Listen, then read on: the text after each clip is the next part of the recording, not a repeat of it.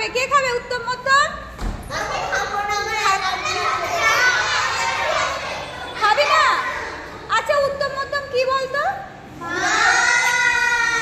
তোরা জানিস? হ্যাঁ আচ্ছা ওদের আঙ্কেল আমার বার্থডে বলে আমার বার্থডে বাং। আচ্ছা আচ্ছা হ্যাঁ হ্যাঁ ক্লাস ভাঙ তো তাহলে